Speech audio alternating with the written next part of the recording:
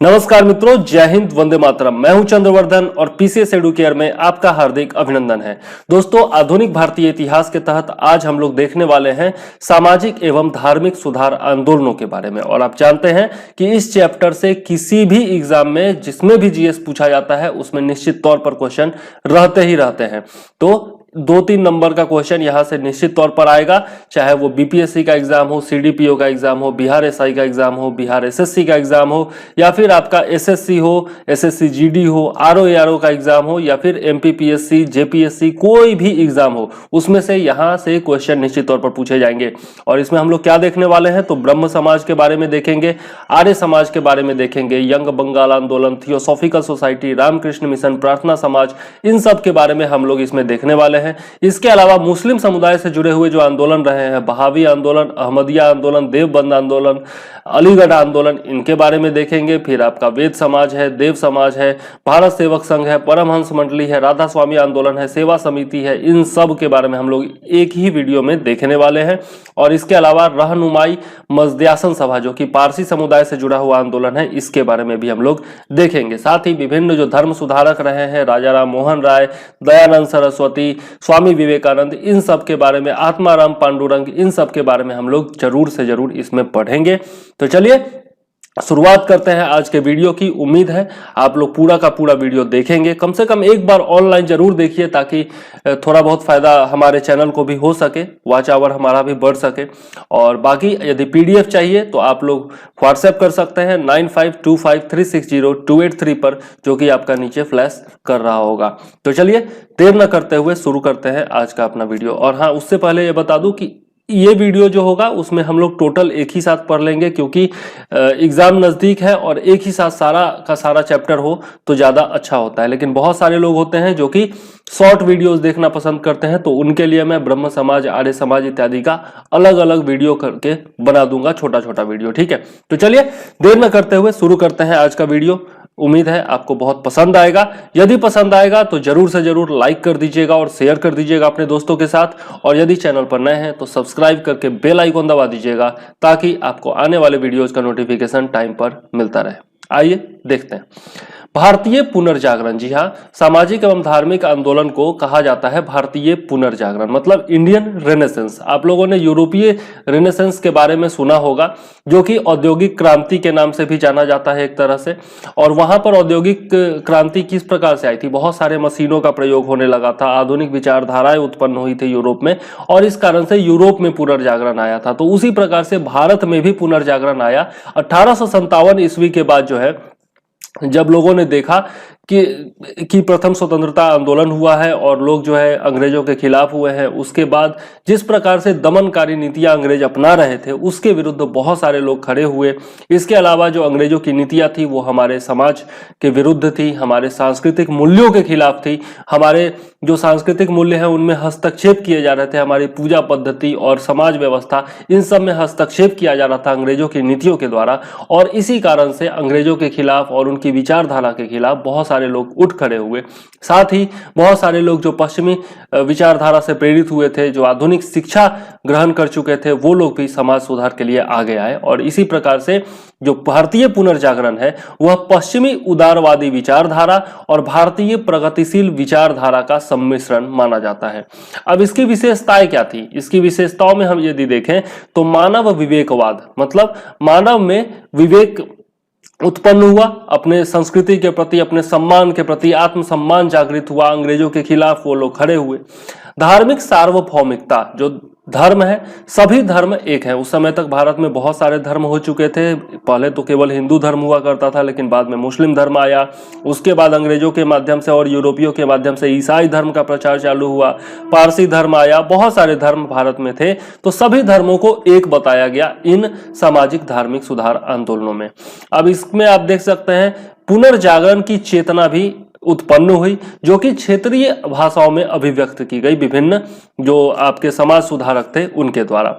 अब इसी में उदाहरण के स्वरूप आप देख सकते हैं तत्वबोधिनी, जो कि अक्षय कुमार दत्त के द्वारा लिखी गई थी। इसके बाद और क्या विशेषता थी, तो इसमें तर्कवाद एक महत्वपूर्ण विशेषता थी कि विभिन्न जो आपके सुधार किए गए वो तर्क पर आधारित हुआ करते थे। बुद्धिवादी विचारधारा, जितने भी लोग थे जो जिनकी भी विचारधारा उस समय बलवती हो रही थी वो सभी बुद्धिजीवी थे। सामाजिक समता तथा महिलाओं की स्वतंत्रता पर बल दिया गया। इसमें सामाजिक समानता मतलब कि जाति पाति इत्यादि का विरोध किया गया, महिलाओं की स्वतंत्रता पर बल दिया गया, जैसे बाल विवाह जो है उसका विरोध किया गया, सती प्रथा का विरोध किया गया, इसके अलावा विधवा पुनर्विवाह पर बल दिया गया, स्त्रियों की शिक्षा पर बल दिया गया। तो यह सब इसकी विशेषताएं हैं। शिक्षा के माध्यम से आधुनिक ज्ञान का प्रचार प्रसार हुआ, विचार एवं वैज्ञानिक दृष्टिकोण को जनमानस में प्रतिष्ठित करने का प्रयास किया गया। ठीक है, तो लोग जो है वैज्ञानिक विचारधारा से जुड़े, वैज्ञानिक दृष्टिकोण अपनाए, आधुनिक जो शिक्षा पद्धति है उससे जुड़े और साथ ही साथ अपनी संस्कृति के प्रति भी जागरूक हों। यही इस धार्मिक एवं सामाजिक पुनर्जागरण का उद्देश्य था और विशेषता भी थी। ठीक है, तो चलिए देखते हैं भारतीय पुनर्जागरण एवं यूरोपीय पुनर्जागरण में आखिर अंतर क्या था। तो भारतीय पुनर्जागरण के जो प्रमुख तत्व थे उनमें था समाज एवं धर्म में सुधार, जबकि यूरोपीय पुनर्जागरण के प्रमुख तत्व जो थे वो भौगोलिक अन्वेषण, मतलब जो भौगोलिक खोजें हो रही थी उस समय, समुद्री रास्ते खोजे जा रहे थे एवं अन्य आविष्कार हो रहे थे। इसके अलावा वैज्ञानिक क्रांति जिसमें खोज थे, आविष्कार हो रहे थे, मशीनों का उपयोग इत्यादि हो रहा था। ठीक है, तो ये सब जो थे वो यूरोपीय पुनर्जागरण के प्रमुख तत्व थे, जबकि भारतीय पुनर्जागरण जो था वो भारत के सांस्कृतिक मूल्यों पर आधारित था एवं समाज की कुरीतियों को दूर करने पर आधारित था। ठीक है, तो चलिए आगे देखते हैं कि इसका स्वरूप क्या था। सामाजिक धार्मिक सुधार आंदोलन जो भारत में हुआ था उसका स्वरूप क्या था। तो इसमें दो प्रकार की विचारधाराएं थी। पहली जो विचारधारा थी वो थी प्रगतिशील विचारधारा और दूसरा जो था वो था पुनर्स्थापनावादी विचारधारा। तो प्रगतिशील विचारधारा क्या था, वो आधुनिक शिक्षा से प्रेरित था, बाह्य मूल्यों से प्रेरित था, जैसे कि सर सैयद अहमद खां, इन्होंने अंग्रेजी में शिक्षा ग्रहण की थी, अंग्रेजों से बहुत ज्यादा प्रेरित थे और यूरोपीय जो शिक्षा पद्धति थी उससे बहुत ज्यादा प्रेरित थे। तो ये प्रगतिशील विचारधारा में विश्वास रखते थे, जबकि पुनर्स्थापनावादी विचारधारा जो थी वो स्वदेशी मूल्यों से प्रेरित थी, जैसे कि देवबंद शाखा।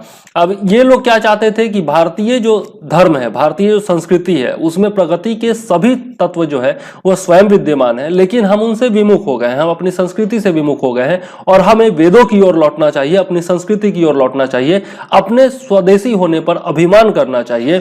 जिसको न निज गौरव और निज देश का अभिमान है वो नर नहीं नर पशु निरा है और मृतक समान है। तो यह था पुनर्स्थापना विचारधारा, मतलब हमें अपने धर्म को पुनर्स्थापित करना है, हमें अपनी संस्कृति की तरफ लौटना है। और प्रगतिशील विचारधारा में देखें तो इसमें आधुनिक विचारों को प्रश्रय दिया गया, तर्कों से प्रेरित वैज्ञानिक दृष्टिकोण को अपनाया गया और उनसे जो है सामाजिक कुरीतियों पर रोक एवं सुधार करने की कोशिश की गई, जैसे कि राजा राम मोहन राय को भी आप देख सकते हैं इसमें। और ये जो वेदों की ओर लौटो है या फिर आपका भारतीय संस्कृति के पुनर्जागरण के संबंध में जो है उसमें आप देख सकते हैं स्वामी दयानंद सरस्वती जी को, ठीक है, जो कि आर्य समाज के संस्थापक थे। तो चलिए दो तरह की विचारधाराओं के बारे में हम लोगों ने देखा। अब देखते हैं कि इन सामाजिक धार्मिक सुधार आंदोलनों के कारण क्या थे। तो इसमें कोई भी जो कारण होता है वो आप राजनीतिक कारण देखते हैं, सामाजिक कारण देखते हैं, आर्थिक कारण देखते हैं। तो सबसे पहले हम लोग देखते हैं सामाजिक कारण। ठीक है, अंग्रेजी शिक्षा के प्रसार से भारतीय बुद्धिजीवी वर्ग जो था वो पाश्चात्य उदारवादी विचारधारा के प्रभाव में आकर सामाजिक कुरीतियों के विरुद्ध खड़ा हो गया था। ब्रिटिश सरकार द्वारा समाज सुधार हेतु बहुत सारे कानून बनाए गए थे, जिससे भारतीय समाज में हस्तक्षेप हो रहा था और भारतीय संस्कृति में भी हस्तक्षेप माना जा रहा था उसको। जैसे वो लोग कानून बनाए थे कि भाई आपको जो है समुद्र पार भी भेजना होगा, जबकि भारतीय मानते थे कि समुद्र पार जाना जो है वो धर्म का उल्लंघन होता है। ठीक है, वो लोग क्या कर रहे थे कि भारतीयों को टीका, जो हिंदू थे उनको टीका लगाने से प्रतिबंधित किया गया, जो मुस्लिम थे उनको टोपी पहनने से या फिर दाढ़ी रखने से प्रतिबंधित किया गया। इस प्रकार का जो धार्मिक हस्तक्षेप थे वो सब जो है बड़ा ही भारतीय लोगों के विरुद्ध था। ठीक है, ईसाई धर्म के प्रचार प्रसार से के प्रति भी जो है भारतीय लोगों ने प्रतिक्रिया दिखाई और जागरूक नागरिकों द्वारा स्वदेशी संस्कृति पर बल दिया गया। वो लोग देख रहे थे कि ईसाई धर्म जो है वो बाहर से आकर के प्रचार प्रसार उसका किया जा रहा है और हमारे धर्म पर खतरा है, तो हम जो है अपनी संस्कृति को अपनाएं और अपने धर्म पर बल दें। ठीक है, प्रेस है, समाचार पत्र है, पत्रिकाओं इत्यादि का विकास हो चुका था और लोग जो है एक दूसरे के करीब आ रहे थे। इससे क्या हो रहा था, अंग्रेजों के शोषण एवं क्रूरता से लोग परिचित हो रहे थे। फलस्वरूप भारतीयों ने अपने समाज एवं धर्म की रक्षा का प्रयत्न किया था। जवाहरलाल नेहरू समाजवाद के समर्थक थे। यह क्वेश्चन पूछा गया है, इसलिए मैंने यहाँ पर ऐड कर दिया है, बिहार बीपीएससी में ही पूछा गया है। जवाहरलाल नेहरू जो थे वो समाजवाद के समर्थक थे और 1933 में वो ब्रिटिश शासन, देसी राज्यों, जमींदारी तथा पूंजीवाद को उखाड़ फेंकना चाहते थे। ठीक है, यह हूबहू लाइन बाय लाइन क्वेश्चन जो है वो बीपीएससी में पूछा गया है। आप पीछे यदि देखेंगे प्रीवियस ईयर पेपर तो उसमें आपको ये मिल जाएगा, तो इसीलिए मैंने यहाँ पर डाला है। नेक्स्ट है आपका सांस्कृतिक कारण। सांस्कृतिक कारण में यदि हम लोग देखते हैं तो प्राच्यवादियों ने भारतीय अतीत तथा पुरातन संस्कृति का गुणगान करके आमजनों को आकृष्ट किया था। ठीक है, मतलब पुरातन संस्कृति की ओर लौटने के लिए प्रेरित किया था लोगों को। सांस्कृतिक जागरण पश्चिमी देशों द्वारा प्रचारित उनकी भाषाई, जातीय एवं सांस्कृतिक श्रेष्ठता की विरोधी प्रतिक्रिया भी थी। मतलब जो अंग्रेज थे वो अपने आप को श्रेष्ठ समझते थे, अपने धर्म को श्रेष्ठ समझते थे, अपने शिक्षा पद्धति को श्रेष्ठ समझते थे और अपनी संस्कृति को श्रेष्ठ समझते थे, जबकि भारतीय संस्कृति जो थी वो सबसे बेहतरीन संस्कृति थी, एकमात्र जीवित संस्कृति थी। तो वो जो अपने आप को श्रेष्ठ समझते थे उसके विरुद्ध जो है यह प्रतिक्रिया स्वरूप भी आपका पुनर्जागरण और धार्मिक एवं सामाजिक सुधार आंदोलन प्रारंभ हुआ था। नेक्स्ट है आपका आर्थिक कारण। आर्थिक कारणों में यदि देखें तो 1813 ईस्वी के एक्ट के द्वारा मुक्त व्यापार नीति को प्रश्रय दिया गया। इसके अलावा अन्य नीतियों से भी भारतीय समाज में अंग्रेजी हस्तक्षेप हो रहा था। भारतीय किसानों, व्यापारियों तथा कलाकारों का शोषण किया जा रहा था और ये सभी जो है समाज के ही तो अंग थे। तो सामाजिक जो हस्तक्षेप हो रहा था और जो आर्थिक नीतियों के कारण जो समाज में विद्वेष उत्पन्न हो रहा था और जो शोषण किया जा रहा था किसानों का, व्यापारियों का, कलाकारों का, इन सब का, जो उद्योग धंधे बंद किए जा रहे थे, जो कलाकार थे जो सूत का काम किया करते थे या फिर हस्तशिल्प का काम किया करते थे, उन सब का शोषण किया जा रहा। तो इससे जो है सामाजिक जागरण उत्पन्न हुआ और अंग्रेजों के विरुद्ध लोग खड़े हुए। इसके अलावा राजनीतिक कारण में देखें तो आधुनिक पाश्चात्य सभ्यता के प्रभाव से विदेशी शक्ति द्वारा पराजित होने से उत्पन्न चेतना ने आत्मसम्मान के जागरण में योगदान दिया। ठीक है, और आधुनिक पाश्चात्य सभ्यता का जब प्रभाव भारतीयों पर हुआ, जब लोग यूरोपीय इतिहास के बारे में पढ़ने लगे, जब आधुनिक शिक्षा से परिचित हुए, तब उनको लगा कि यार ये अंग्रेज तो बाहर से आकर के और हम पर जुल्म कर रहे हैं और हम पर अधिकार उन्होंने कर लिया है। तो एक आत्मसम्मान की भावना जागृत हुई और राष्ट्रवाद की भावना का जन्म हुआ। 19वीं शताब्दी में देखें तो जाति प्रथा के बंधन ढीले पड़ने लगे थे। लोग जो है वो जाति प्रथा का बंधन तोड़ने लगे थे। ऊंच नीच का भेदभाव धीरे धीरे खत्म हो रहा था और समाज में अंग्रेजों के विरुद्ध राष्ट्रवादी भावना एवं एकता जो है वो प्रभावी हो रहा था और लोग जो है जात पात का भेदभाव भुला करके एक साथ मिलकर के अंग्रेजों को उखाड़ फेंकना चाहते थे। तो यह जो है आपका राजनीतिक कारण था। इसके अलावा लोकतंत्र एवं राष्ट्रवाद की भावनाएं 19वीं शताब्दी के अंतिम दशक में चरम सीमा पर थी तथा इन भावनाओं ने शीघ्र ही पुनर्जागरण की प्रक्रिया के उद्भव एवं विकास के पृष्ठभूमि तैयार की।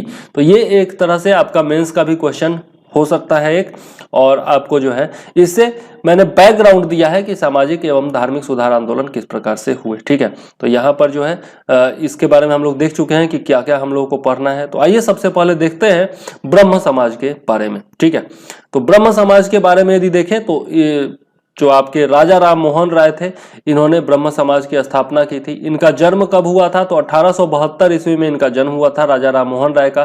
कहाँ हुआ था तो राधानगर में हुआ था, जो कि हुगली में है, बंगाल में, पश्चिम बंगाल में। ठीक है, पिता इनके कौन थे तो रमाकांत राय इनके पिता थे और राजा राम मोहन राय को भारतीय पुनर्जागरण का पिता कहा जाता है, नव जागरण का अग्रदूत कहा जाता है, सुधार आंदोलनों के प्रवर्तक कहा जाता है, आधुनिक भारत का पिता कहा जाता है, नव भारत का तारा कहा जाता है।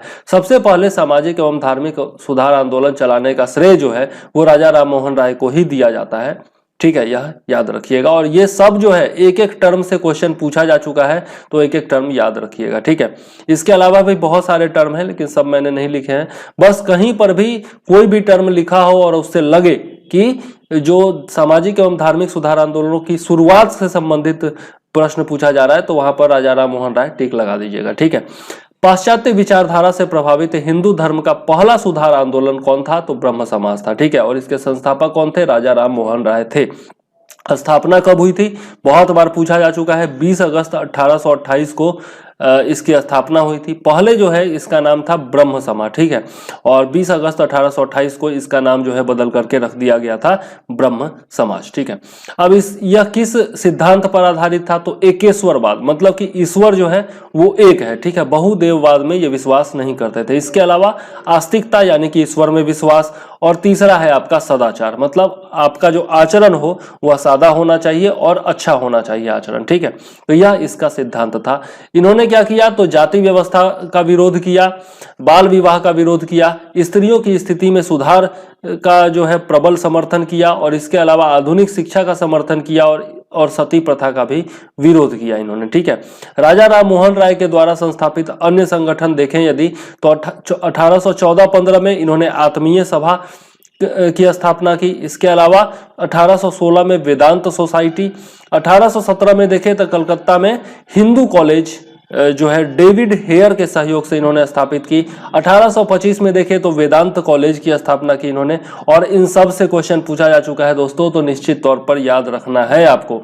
राजा राम मोहन राय भारतीय पत्रकारिता के भी अग्रदूत थे, और उन्होंने 1821 में संवाद कौमुदी का प्रकाशन किया, जो कि एक बंगाली पत्रिका थी। यह भी पूछा जा चुका है आपका। 1822 ईस्वी में मिरातुल अखबार, जो कि फारसी भाषा में थी, यह भी पूछा जा चुका है। इसका भी संपादन किया उन्होंने। ब्रह्मनिकल मैगजीन, जो कि अंग्रेजी में था, इसका भी संपादन उन्होंने किया था। बहुत ही इंपॉर्टेंट है तीनों का तीनों पॉइंट। ठीक है, तो याद जरूर रखिएगा। नेक्स्ट है, राजा राम मोहन राय ने पहला ग्रंथ जो था वो फारसी भाषा में 1809 ईस्वी में प्रकाशित कराया था, जिसका नाम था तोहफत उल मुहद्दीन, जिसका मतलब था और ये जो था एकेश्वरवादियों को उपहार था। ठीक है, मतलब इसमें जो है उन्होंने एकेश्वरवाद की व्याख्या की थी, और इसमें और क्या किया था उन्होंने? मूर्ति पूजा का विरोध किया था, और एकेश्वरवाद जो है वो सभी धर्मों का मूल है, ऐसा उन्होंने इस फारसी भाषा के अपने पहले ग्रंथ में कहा था। ठीक है, जिसका नाम क्या था? तोहफत उल मुहद्दीन। अब ये भी इंपॉर्टेंट क्वेश्चन है, यहां से पूछा जाता है प्रश्न कि आपका राजा राम मोहन राय को राजा की पदवी किसने दी थी? तो अकबर द्वितीय के द्वारा 1830 में मुगल दरबार की ओर से राजा राम मोहन राय को इंग्लैंड भेजा गया था, और उसी क्रम में अकबर द्वितीय के द्वारा ही उन्हें राजा की पदवी दी गई थी, याद रखिएगा। और ये प्रथम भारतीय थे जो समुद्री मार्ग से इंग्लैंड गए थे। हालांकि ये पूछा नहीं गया है, लेकिन हो सकता है कि पूछ दिया जाए आगे, तो याद रखिएगा।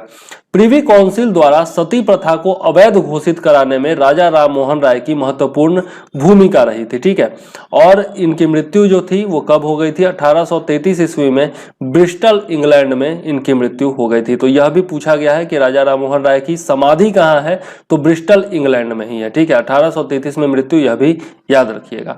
अब देखते हैं कि राजा राम मोहन राय जब इंग्लैंड चले गए तो उनकी अनुपस्थिति में ब्रह्म समाज किसने चलाया? तो ब्रह्म समाज के विकास के बारे में देख लेते हैं, बाद में फूट भी पड़ा था इसमें। तो ब्रह्म समाज के बारे में आगे देखें तो 1830 ईस्वी में राजा राम मोहन राय के इंग्लैंड जाने पर उनकी अनुपस्थिति में ब्रह्म समाज का नेतृत्व जो है वो आचार्य रामचंद्र विद्या वागीश के हाथों में रहा। ठीक है, तो याद रखिएगा इनका नाम, आचार्य रामचंद्र विद्या वागीश। लेकिन ये जो थे अस्थायी थे। 1833 ईस्वी में द्वारका नाथ टैगोर ने नेतृत्व संभाला ब्रह्म समाज का, और उसके बाद 1843 ईस्वी में देवेंद्र नाथ टैगोर ने नेतृत्व संभाला था। ठीक है, तो 10 साल तक द्वारका नाथ टैगोर रहे, और उसके बाद फिर देवेंद्र नाथ टैगोर रहे, और इन दोनों से भी क्वेश्चन पूछा गया है निश्चित तौर पर, तो याद रखिएगा। ठीक है, इसके बाद देखते हैं तत्वबोधिनी सभा। 1839 ईस्वी में देवेंद्र नाथ टैगोर के द्वारा तत्वबोधिनी सभा की स्थापना की गई थी, और तत्वबोधिनी मासिक पत्रिका का भी प्रकाशन किया गया था। ठीक है, आगे देखते हैं ब्रह्म समाज के सदस्यों में महत्वपूर्ण कौन थे? तो राजेंद्र लाल मित्र, अक्षय कुमार दत्त और ईश्वर चंद्र विद्यासागर भी जो है वो ब्रह्म समाज से जुड़े हुए थे। याद रखिएगा। ईश्वर चंद्र विद्यासागर, जिनका विधवा पुनर्विवाह अधिनियम पास कराने में बहुत महत्वपूर्ण योगदान था, जिसके बारे में हम लोग आगे पढ़ेंगे। अब ये भी जो है महत्वपूर्ण व्यक्ति थे, केशव चंद्र सेन। यहां से भी क्वेश्चन पूछा जाता है। 1856 ईस्वी में देवेंद्र नाथ टैगोर जब पहाड़ी क्षेत्र में चले गए, ये शिमला चले गए थे, तब ब्रह्म समाज का नेतृत्व जो है वो केशव चंद्र सेन के हाथों में आ गया था 1856 ईस्वी में, याद रखिएगा। और ये याद रखना जो है कठिन नहीं है, क्योंकि 1857 में आपका क्रांति हुई थी प्रथम। इनके उदारवाद के कारण ब्रह्म समाज में फूट पड़ गया, क्योंकि ये जो है बहुत ज्यादा उदार थे, ठीक है, और बाकी धर्मों को भी जो है ये जोड़ने लगे थे, और ईसाई धर्म का भी प्रचार प्रसार जो है इनके नेतृत्व में होना चालू हो गया था, ठीक है। तो और जो है ब्रह्म समाज के जो प्रमुख सिद्धांत थे उससे थोड़ा सा भटक गए थे, तो इस कारण से ब्रह्म समाज में फूट पड़ गया और दो पार्ट में ये बट गया। 1865 ईस्वी में देवेंद्र नाथ टैगोर ने इनको अपदस्थ कर दिया, और इस कारण से इन्होंने अलग से अपना समाज का स्थापना कर लिया। अब दो भाग में बट गया, तो आदि ब्रह्म समाज जो था वो देवेंद्र नाथ टैगोर ने चलाया, और भारतीय ब्रह्म समाज या फिर नव ब्रह्म समाज जो था वह आपका केशव चंद्र सेन ने चलाया, ठीक है। और यह विभाजन कब हुआ था? 1865 ईस्वी में हुआ था, याद रखिएगा। 1872 ईस्वी में इन्होंने ब्रह्म विवाह एक्ट पारित कराया था, जिसमें ब्रह्म विवाह को मंजूरी दी गई थी। विवाह किस बहुत प्रकार के होते हैं, और ये जब हम लोग पढ़ रहे थे वेद उपनिषद इत्यादि के बारे में, तब मैंने आपको बताया था प्राचीन भारतीय इतिहास में, तो वहां से विभिन्न प्रकार के विवाहों के बारे में आपको पता चल जाएगा, ठीक है। तो ये ब्रह्म विवाह एक्ट जो है वो 1872 में पारित करवाया था, ठीक है, याद जरूर रखिएगा। नेक्स्ट है साधारण ब्रह्म समाज। साधारण ब्रह्म समाज की स्थापना जो है 1878 ईस्वी में हुई थी, और इसकी स्थापना किसने की थी? तो शिवनाथ शास्त्री और आनंद मोहन बोस ने की थी, ठीक है। तो तीन प्रकार के भारतीय ये आपके ब्रह्म समाज हो गए, आदि ब्रह्म समाज, भारतीय ब्रह्म समाज या नव ब्रह्म समाज, और साधारण ब्रह्म समाज, ठीक है। तीनों याद रखिएगा। और यह भी जो है पूछा जा चुका है, साधारण ब्रह्म समाज की स्थापना के बारे में भी पूछा जा चुका है। आधुनिक भारत में ब्रह्म समाज पहला मिशनरी आंदोलन था, और केशव चंद्र सेन जो थे वो प्रथम मिशनरी थे। जैसा मैंने बताया कि केशव चंद्र सेन के टाइम में जो है आपका चालू हो गया था ईसाई धर्म का प्रचार प्रसार, तो वो जो थे वो प्रथम मिशनरी थे। नेक्स्ट देख लेते हैं आदि ब्रह्म समाज के बारे में, ठीक है। तो आदि ब्रह्म समाज की स्थापना जो है वो देवेंद्र नाथ टैगोर ने की थी विभाजन के बाद, और भारतीय या फिर नवीन ब्रह्म समाज की स्थापना केशव चंद्र सेन ने की थी। इसके अलावा देखें तो केशव चंद्र सेन ने भारतीय सुधार संघ की भी स्थापना की थी, ओके। फिर जो है इंडियन मिरर देखें तो यह भी जो है केशव चंद्र सेन के द्वारा प्रकाशित किया गया था 1861 ईस्वी में, जो कि दैनिक समाचार पत्र था, ठीक है। नेक्स्ट है ब्रह्म समाज से संबंधित कौन कौन से प्रमुख व्यक्तित्व थे? तो शिवनाथ शास्त्री हो गए, आनंद मोहन बोस हो गए, बिपिन चंद्र पाल हो गए, द्वारिका नाथ गांगुली हो गए, और सुरेंद्र नाथ बनर्जी हो गए, ठीक है। नेक्स्ट आगे देख लेते हैं ब्रह्म समाज से संबंधित पत्र पत्रिकाएं, तो तत्व कौमुदी हो गया, फिर ब्रह्म जनमत है, इंडियन मैसेंजर है, संजीवनी है, नव्य भारत है, और मॉडर्न रिव्यू है, ठीक है। तो यह पूछा जा सकता है, अलग अलग समाचार पत्रों के बारे में दे दिया जाएगा कि, और पूछा जाएगा कि बताइए इनमें से कौन सा जो है ब्रह्म समाज से संबंधित है, ठीक है। तो इस प्रकार का क्वेश्चन भी पूछा जा सकता है, हालांकि अभी तक नहीं पूछा गया है। आगे देख लेते हैं 1820 ईस्वी में राजा राम मोहन राय की पुस्तकें प्रकाशित हुई थी। उनका नाम क्या था? तो प्रिसेप्ट्स ऑफ जीसस, ठीक है, और दूसरा था the guide to peace and happiness. तो ये दोनों जो है प्रकाशित हुआ था 1820 ईस्वी में, और राजा राम मोहन राय की पुस्तकें हैं, याद रखिएगा, ठीक है। अब सती प्रथा पर प्रतिबंध जो है वो राजा राम मोहन राय के प्रयासों से लगाया गया था। कब लगाया गया था? 1829 ईस्वी में। कौन सा अधिनियम इससे जुड़ा हुआ है? अधिनियम 17। और किसके शासनकाल में लगाया गया? लॉर्ड विलियम बेंटिक के शासनकाल में लगाया गया था। और ये तीनों पॉइंट से क्वेश्चन पूछा गया है, तो बहुत ही इंपॉर्टेंट है, याद जरूर रखिएगा। 1821 ईस्वी में अ गिफ्ट टू मोनोथिस्ट नामक जो आपका पत्र है वो भी लिखा था राजा राम मोहन राय में, यह भी याद रखिएगा, ठीक है। चलिए अब देख लेते हैं वेद समाज के बारे में, छोटा सा टॉपिक है। वेद समाज के बारे में यदि हम लोग देखें तो 1864 ईस्वी में यह मद्रास में स्थापित किया गया था, और संस्थापक इसके कौन थे? के श्री धारुलु नायडू, के श्री धारुलु नायडू इसके संस्थापक थे और इन्होंने केशव चंद्र सेन की प्रेरणा से वेद समाज की स्थापना की थी। दक्षिण भारत का ब्रह्म समाज इसे कहा जाता है। 1871 ईस्वी के बाद जो है दक्षिण भारत का ब्रह्म समाज इसे कहा जाने लगा था। अब देख लेते हैं यंग बंगाल आंदोलन। इस आंदोलन के प्रवर्तक जो थे वो हेनरी विवियन डेराजियो थे और यह जो है पूछा जा चुका है कई बार, इनके बारे में याद रखिएगा। और हेनरी विवियन डेराजियो जो थे वो हिंदू कॉलेज कलकत्ता के अध्यापक थे, ठीक है, यह भी पूछा गया है। डेराजियो ने हेस्पेरस और कलकत्ता साहित्य गजट का संपादन किया था। इंडिया गजट से भी ये जुड़े रहे थे, तो ये पूछा नहीं गया है लेकिन इंपॉर्टेंट पॉइंट है इसलिए मैंने शामिल किया है। अब इसकी विशेषता क्या थी यंग बंगाल आंदोलन की? तो पुरानी एवं ह्रासोन्मुख प्रयासों का इन्होंने विरोध किया था। ऐसे जो आपके संस्कृतियां थी जो कि ह्रासोन्मुख थी उनका इन्होंने विरोध किया। नारी अधिकारों के ये समर्थक थे। प्रेस की स्वतंत्रता पर बल दिया गया इनके द्वारा। विदेशी ब्रिटिश उपनिवेशों में भारतीय मजदूरों से बेहतर व्यवहार की वकालत की गई तथा जमींदारों के अत्याचारों से रैयतों की सुरक्षा पर बल दिया गया। इसके अलावा उच्च सरकारी सेवाओं में भारतीयों की नियुक्ति हेतु इन्होंने जन आंदोलन चलाया था। तो ये थे यंग बंगाल आंदोलन, ठीक है। तो यह जो है आपका हम लोगों ने पढ़ा ब्रह्म समाज के बारे में और दो छोटे छोटे टॉपिक्स और भी हम लोगों ने कवर किए, ठीक है। उम्मीद है आपको वीडियो पसंद आ रहा होगा और यदि पसंद आ रहा है तो जरूर से जरूर लाइक कर दीजिएगा और शेयर कर दीजिएगा, साथ ही सब्सक्राइब करके बेल आइकॉन दबा दीजिएगा यदि आप नए हैं, ठीक है। चलिए अब आगे बढ़ते हैं और देख लेते हैं आर्य समाज के बारे में। आर्य समाज के बारे में यदि देखें तो इसकी स्थापना जो है वो की थी 1875 ईस्वी में हुई थी और बंबई में हुई थी इसकी स्थापना, ठीक है। जबकि इसका मुख्यालय जो है वो लाहौर में रखा गया था 1877 ईस्वी से, ठीक है। तो 1875 ईस्वी में आर्य समाज की स्थापना हुई बंबई में और 1877 ईस्वी में लाहौर को इसका मुख्यालय बनाया गया। संस्थापक कौन थे? तो स्वामी दयानंद सरस्वती थे और इन्होंने वेदों की ओर लौटने का आग्रह किया था। वेदों की ओर लौटो इनका प्रसिद्ध नारा था और इनको जो है भारत का मार्टिन लूथर किंग कहा जाता है। तो ये सारे पॉइंट से एक एक पॉइंट से पहले क्वेश्चन पूछा गया है, याद रखिएगा। अब चलते हैं दयानंद सरस्वती जी के बारे में थोड़ा देख लेते हैं।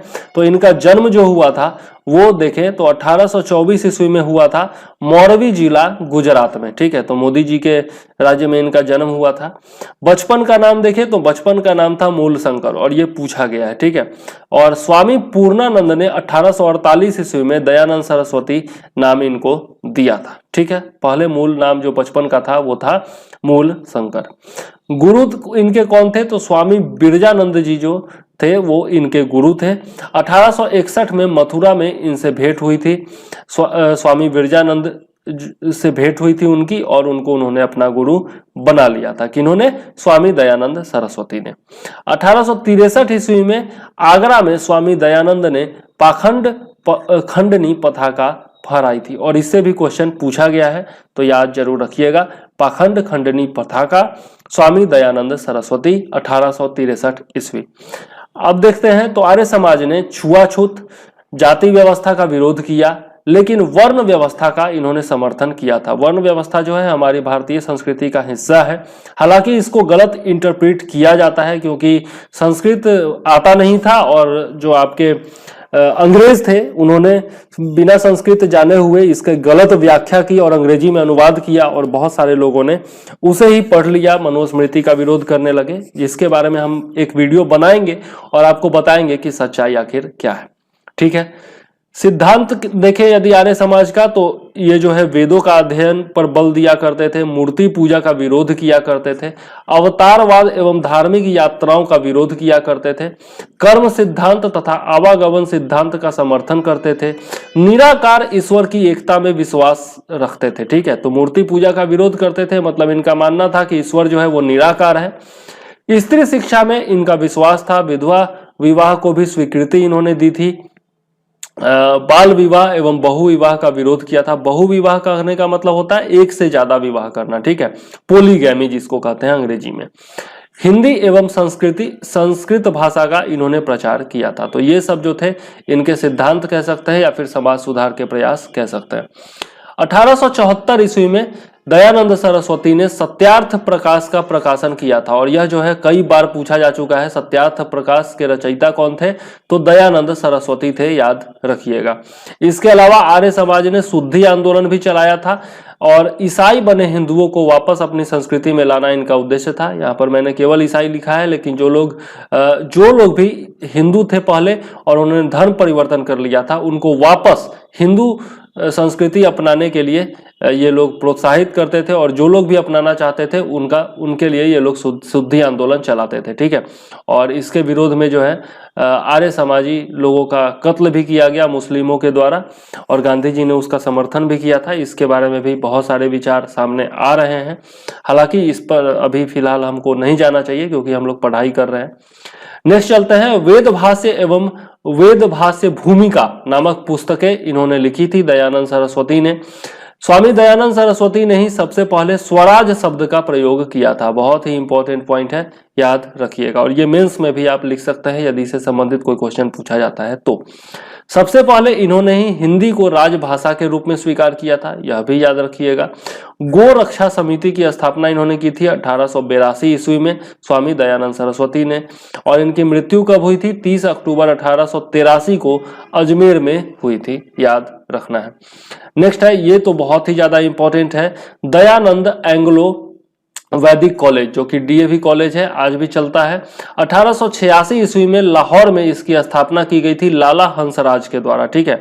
और ये जो थे अंग्रेजी शिक्षा के समर्थक थे, तो याद जरूर रखिएगा, ये इंपॉर्टेंट है, VVI है, डीएवी के बारे में कई बार पूछा गया है, ठीक है। आगे देख लेते हैं, 1902 ईस्वी में गुरुकुल विश्वविद्यालय की स्थापना की गई थी हरिद्वार में, किसके द्वारा?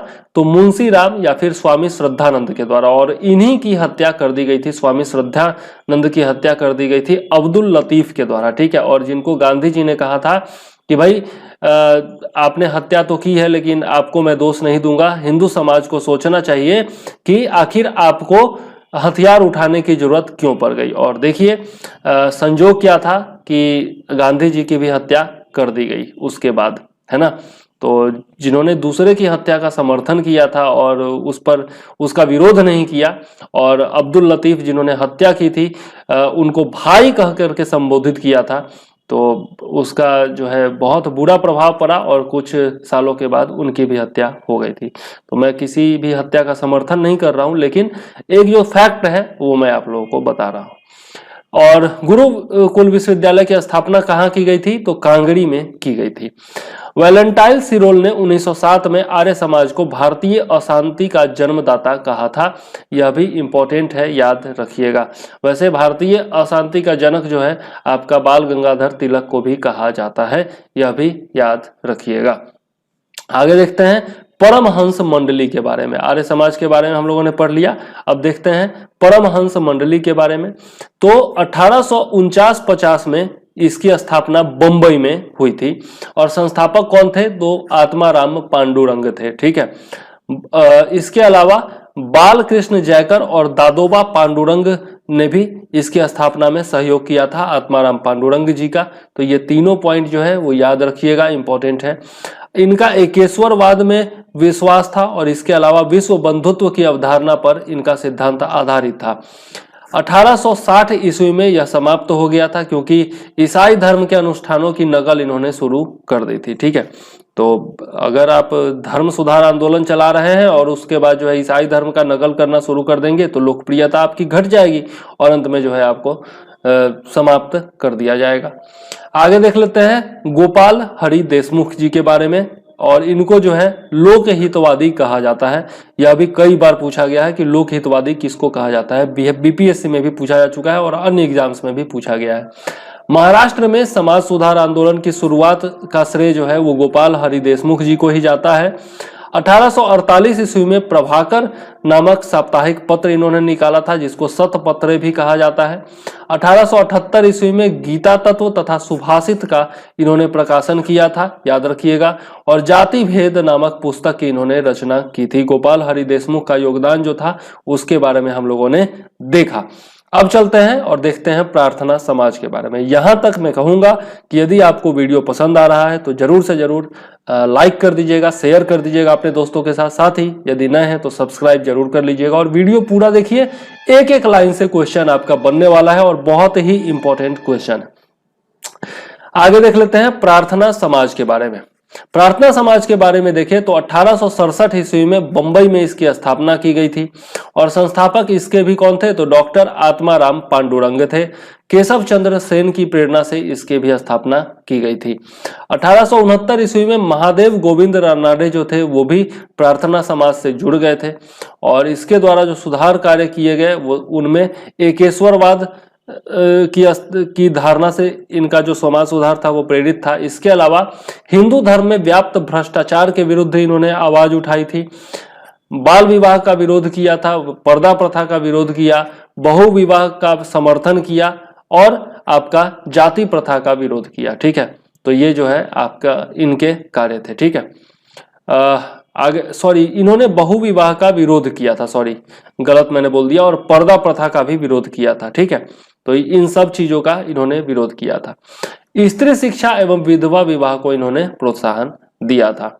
आगे देख लेते हैं डक्कन एजुकेशन सोसाइटी के बारे में। देखें तो डक्कन एजुकेशन सोसाइटी 1884 ईस्वी में पुणे में जो है आपका रानाडे जी के द्वारा स्थापित किया गया था। महादेव गोविंद रानाडे के द्वारा स्थापित किया गया था डेक्कन एजुकेशन सोसाइटी। कब? 1884 ईस्वी में। कहां? तो पुणे में।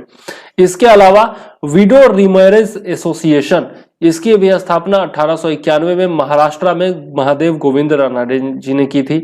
1882 ईस्वी में प्रार्थना समाज के द्वारा मिशनरी कार्यक्रम की शुरुआत की गई थी और पंडिता रमाबाई का योगदान यदि देखें इसमें तो आर्य महिला समाज की स्थापना में पंडिता रमाबाई का योगदान महत्वपूर्ण है। इसके अलावा विडो होम मतलब विधवा लोगों के लिए आश्रम की स्थापना की गई थी पूना में प्रोफेसर डीके कर्वे के द्वारा।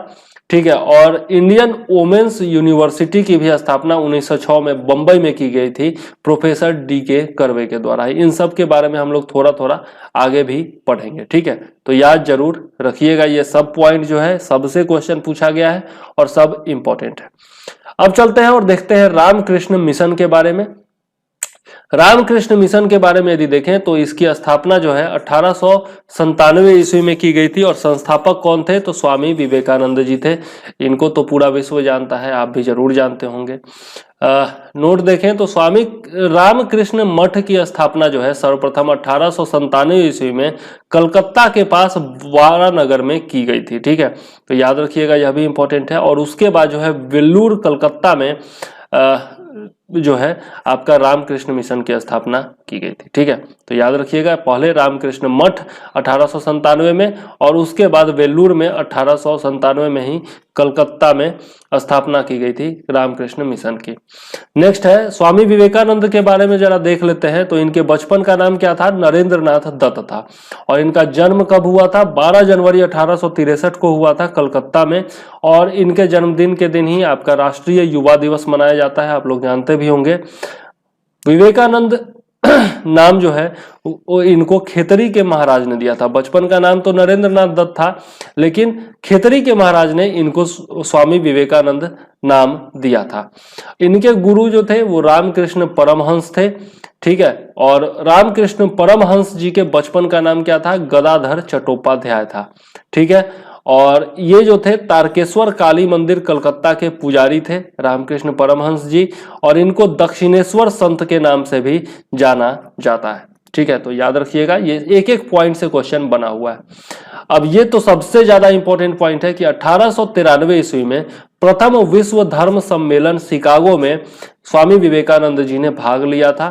ठीक है, और इनको जो है अमेरिका में इनका इतने ज्यादा तालियों से स्वागत हुआ था कि कह नहीं सकते। मतलब पूरे विश्व में इन्होंने हिंदू धर्म का पताका फहराया था और भारत का पताका फहराया था। 1893 ईस्वी शिकागो प्रथम विश्व धर्म सम्मेलन में।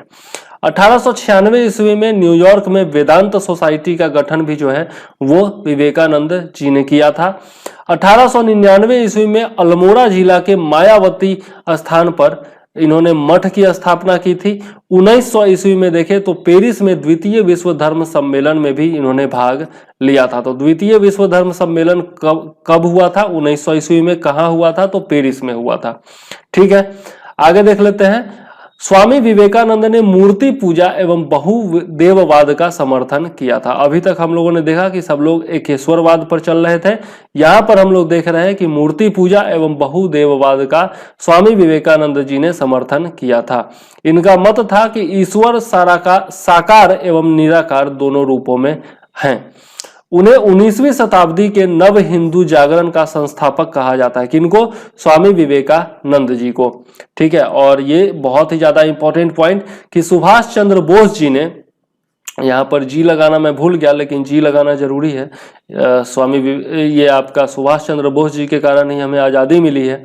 तो सुभाष चंद्र बोस जी ने स्वामी विवेकानंद जी को आधुनिक राष्ट्रीय आंदोलन का आध्यात्मिक पिता कहा है। तो यह भी जो है इंपॉर्टेंट पॉइंट है।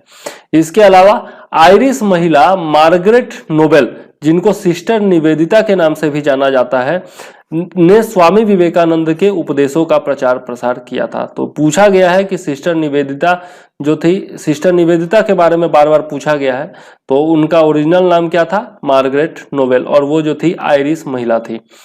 अब स्वामी विवेकानंद जी की मृत्यु जो है 39 वर्ष की अल्प आयु में 4 जुलाई 1902 ईस्वी को हो गई थी। तो यह भी जो है याद रखिएगा।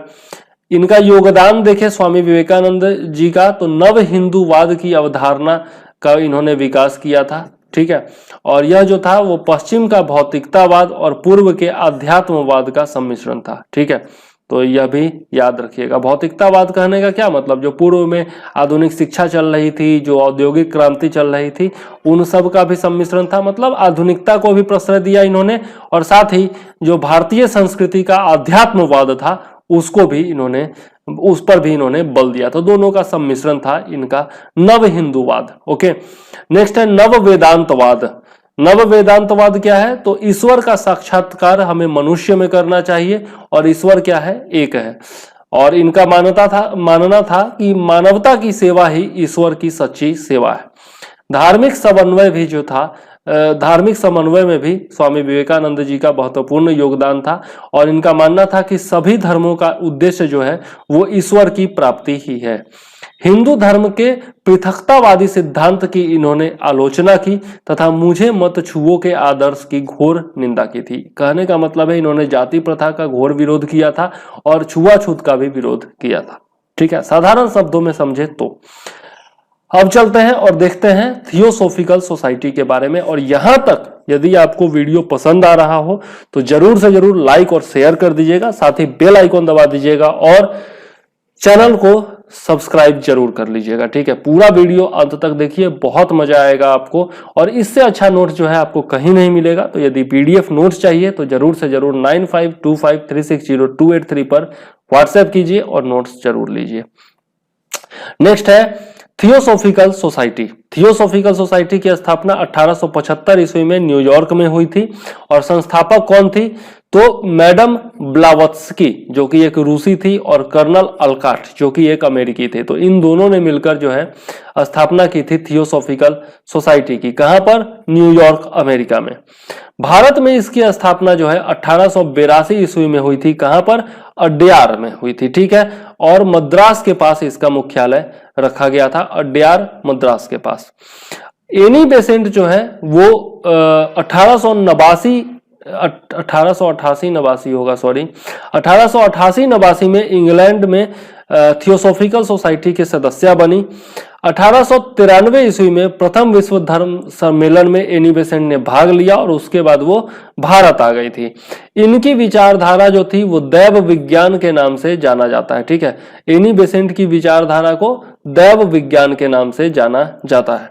एनी बेसेंट का जन्म 1847 में लंदन में हुआ था, लेकिन ये जो थी वो आयरिश महिला थी, मतलब इनका जो पासपोर्ट था वो आयरलैंड का था। ठीक है, याद जरूर रखिएगा। भारत में इन्होंने थियोसॉफिकल सोसाइटी का प्रचार प्रसार किया। इनका दर्शन जो था वो हिंदू और बौद्ध धर्म से प्रभावित था, यह पूछा जा सकता है। बाल विवाह, जाति प्रथा का विरोध किया इन्होंने, एवं विधवाओं की दशा सुधारने का प्रयास किया। साथ ही नवयुवकों की शिक्षा पर इन्होंने जोर दिया। यह बहुत ही इंपॉर्टेंट पॉइंट है। 1898 ईस्वी में वाराणसी में सेंट्रल हिंदू कॉलेज की इन्होंने स्थापना की थी, जो 1916 ईस्वी में मदन मोहन मालवीय जी के द्वारा BHU के रूप में, यानी कि बनारस हिंदू विश्वविद्यालय के रूप में स्थापित किया गया था। तो एनी बेसेंट ही एक तरह से कह सकते हैं परोक्ष रूप से कि BHU की संस्थापक थी। ठीक है, इन्होंने सेंट्रल हिंदू कॉलेज की स्थापना की थी 1898 ईस्वी में, और वही जो है 1916 ईस्वी में मदन मोहन मालवीय जी के द्वारा BHU के रूप में बदल दिया गया था। अब देख लेते हैं एनी बेसेंट की भूमिका के बारे में। तो 1889 से 1914 ईस्वी तक उन्होंने सामाजिक धार्मिक कार्य किया। इसके अलावा 1916 में देखें तो होम रूल आंदोलन में सक्रिय भूमिका उनकी रही। 1917 ईस्वी में कांग्रेस की प्रथम महिला अध्यक्ष बनी कलकत्ता में, और 1919 के अधिनियम का इन्होंने समर्थन किया था। 1930 ईस्वी में प्रथम गोलमेज सम्मेलन में इन्होंने भागीदारी निभाई थी। ठीक है, और इनकी मृत्यु कब हुई थी? तो 1933 ईस्वी में हुई थी। एनी बेसेंट के बारे में इससे ज्यादा तथ्य जो है आपको कोई नहीं बताएगा। थियोसॉफिकल सोसाइटी की विशेषता यदि हम लोग देखें और समाज सुधार में योगदान के बारे में देखें तो कर्म एवं पुनर्जन्म की अवधारणा में इनका विश्वास था। सांख्य योग एवं उपनिषदों के दर्शन से प्रेरित थे ये लोग।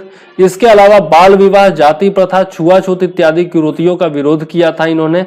प्राचीन भारतीय धर्म जैसे हिंदू धर्म, बौद्ध धर्म और जैन धर्म की वकालत इन्होंने की थी। समाज सुधार एवं राष्ट्रीय चेतना के जागरण में इनकी महत्वपूर्ण भूमिका थी। तो थियोसॉफिकल सोसाइटी के बारे में भी हम लोगों ने देखा। अब देखते हैं जो अन्य धर्म सुधार आंदोलन थे, हिंदू धर्म में जो अन्य धर्म सुधार आंदोलन हुए जहां से क्वेश्चन पूछे जाते हैं, उनके बारे में देख लेते हैं। तो धर्म सभा यदि देखें तो 1830 में बंगाल में इसकी स्थापना की थी राधाकांत देव जी ने, और सती प्रथा का इन्होंने समर्थन किया था। ये बहुत ही इंपॉर्टेंट बात है। सब लोग सती प्रथा का विरोध कर रहे थे, जबकि सती प्रथा का समर्थन किया था राधाकांत देव जी ने। ठीक है, और इन्होंने धर्म सभा की स्थापना की थी 1830 बंगाल में। तो बहुत ही ज्यादा इंपॉर्टेंट क्वेश्चन यहां से बनता है। इसके अलावा राधा स्वामी आंदोलन देखें तो 1861 में आगरा में इसकी स्थापना हुई थी। शिवदयाल खत्री जो कि स्वामी जी महाराज के नाम से भी प्रसिद्ध हैं, उन्होंने इसकी स्थापना की थी। और ये जो थे आगरा के साहूकार तुलसी राम के नाम से जाने जाते थे, और इनका ओरिजिनल नाम क्या था? शिवदयाल खत्री। तो ये तीनों जो है उन्हीं का नाम है, शिवदयाल खत्री, तुलसी राम और स्वामी जी महाराज। ठीक है, ये तीनों जो है राधा स्वामी आंदोलन, तीनों एक ही आदमी थे और राधा स्वामी आंदोलन की इन्होंने स्थापना की थी, याद रखिएगा। तीनों में कंफ्यूज मत होइएगा नाम में। देव समाज की स्थापना 1887 में लाहौर में हुई थी और स्थापना की थी शिव नारायण अग्निहोत्री ने। ब्रह्म समाज के ये अनुयायी थे और इन्होंने मदिरा एवं मांस सेवन का विरोध किया था। इंपॉर्टेंट है, याद रखिएगा। नेक्स्ट है भारत सेवक संघ। इसके बारे में तो कई बार पूछा गया है, बीपीएससी में भी पिछली बार ही पूछा गया था। Bharat Sevak Sangh the servants of India society 1905 में बंबई में गोपाल कृष्ण गोखले जी के द्वारा इसकी स्थापना की गई थी, जो कि गांधी जी के राजनीतिक गुरु थे। ठीक है, मातृभूमि हेतु समर्पित व्यक्तियों का यह समूह हुआ करता था। जो भी इंसान किसी भी रूप में मातृभूमि की सेवा करना चाहता था वो इस सोसाइटी से जुड़ सकता था। ठीक है, नेक्स्ट है सामाजिक सेवा संघ। इसकी स्थापना बंबई में 1921 में की गई थी। किसके द्वारा? तो नारायण मल्हार जोशी के द्वारा की गई थी। और लोगों को आजीविका उपलब्ध कराना, रोजगार का ध्यान देना इनका प्रमुख कार्य था। नेक्स्ट है सेवा समिति। तो सेवा समिति की स्थापना 1914 में इलाहाबाद में हुई थी। किसने की थी? तो हृदयनाथ कुंजरू जी ने की थी। और उसके बाद है सेवा समिति में ही बॉय स्काउट एसोसिएशन। तो इसकी भी स्थापना 1914 में इलाहाबाद में हुई थी, लेकिन स्थापना किसने की थी? श्री राम वाजपेयी जी ने। ठीक है, तो ये सब जो है यूपी के लिए बहुत इंपॉर्टेंट हो सकता है। यूपी के इतिहास में ये सब क्वेश्चन पूछा जा सकता है। नेक्स्ट है आपका भील सेवा मंडल। भील सेवा मंडल जो है वो 1922 में बंबई में स्थापित हुआ था। ठक्कर बप्पा ने यह स्थापित किया था। और इनका पूरा नाम था अमृतलाल विठलदास ठक्कर, और इन्होंने ही आदिवासियों को जनजाति नाम दिया था। तो यह जो है कई बार पूछा जा चुका है कि आदिवासियों को जनजाति नाम किसने दिया था, तो ठक्कर बप्पा, और इनका पूरा नाम था अमृतलाल विठलदास ठक्कर। और भील सेवा मंडल के बारे में भी पूछा जा चुका है, तो याद रखिएगा। नेक्स्ट है सेवा सदन। 1885 ईस्वी में बंबई में बीएम मालाबारी के द्वारा इसकी स्थापना की गई थी। पूजा सेवा सदन 1909 ईस्वी में पुणे में स्थापित की गई थी जेके देवधर एवं रमाबाई के द्वारा। शारदा सदन की स्थापना की गई थी 1889 ईस्वी में बंबई में पंडिता रमाबाई के द्वारा इसे स्थापित किया गया था। ठीक है, और इन्होंने ही जो है आपका विधवा आश्रम भी स्थापित किया था बंबई में, जिसको कि 1890 में पूना में स्थानांतरित कर दिया गया। ठीक है, अब गोरक्षा से संबंधित कुछ संगठन थे, तो गोरक्षिणी सभा की स्थापना की थी स्वामी दयानंद सरस्वती ने। गो हत्या विरोधी समिति की स्थापना की थी बाल गंगाधर तिलक ने। और गोरक्षा संघ की स्थापना की गई थी मोहनदास करमचंद गांधी, यानी कि आप सबके महात्मा गांधी ने। ठीक है, मैंने अपने बारे में नहीं कहा क्योंकि मैं उनको महात्मा नहीं मानता हूं, तो आप सबके महात्मा मोहनदास करमचंद गांधी जी ने स्थापित की थी गोरक्षा संघ की। नेक्स्ट है श्री नारायण गुरु। श्री नारायण गुरु के बारे में देखें तो 1854 ईस्वी में एझावा परिवार केरल में इनका जन्म हुआ था। 1903 ईस्वी में इन्होंने श्री नारायण धर्म परिपालन योगम की स्थापना की थी। ठीक है, और इनका नारा था मानव हेतु एक जाति एक धर्म और एक ईश्वर। ठीक है, तो इनके बारे में भी याद जरूर रखिएगा। ठीक है, चलिए अब आगे देखते हैं मुस्लिम धर्म समाज सुधार आंदोलनों के बारे में। ठीक है, तो 1857 ईस्वी के आंदोलनों के बाद अंग्रेजों के द्वारा अपनाई गई मुस्लिम विरोधी नीतियों के फलस्वरूप उनमें ब्रिटिश विरोधी भावना का जन्म हुआ। ठीक है, और यहाँ पर मैं बता दूं कि जो भी लिखा हूं मैं यहाँ पर वो एस.के. पांडे सर की किताब से प्रेरित है, हुबहू नहीं है लेकिन उन्हीं की किताब से प्रेरित है। तो यह मत समझिएगा कि मैं कोई कम्युनल आदमी हूं, मुसलमानों के विरुद्ध हूं।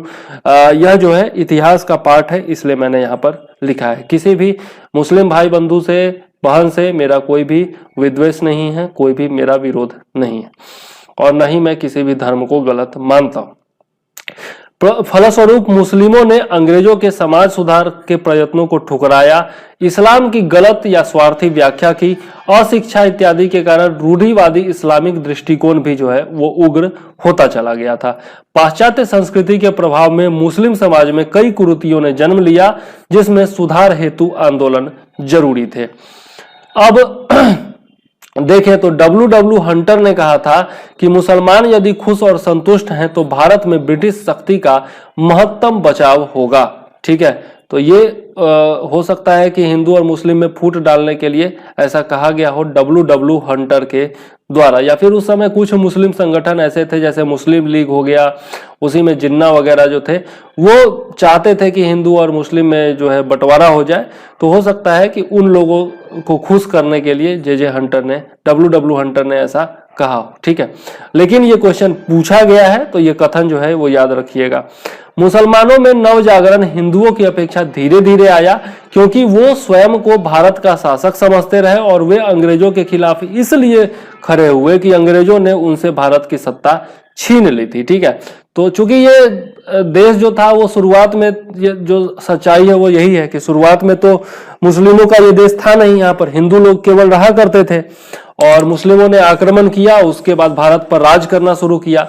तो बहुत सारे जो मुस्लिम लोग थे वो यही मानते रहे थे कि हम लोग राज कर रहे थे भारत पर और अंग्रेजों ने आकर के हमसे हमारी सत्ता छीन ली। ठीक है, तो अंग्रेजों को इसलिए वो अपना शत्रु मानते थे।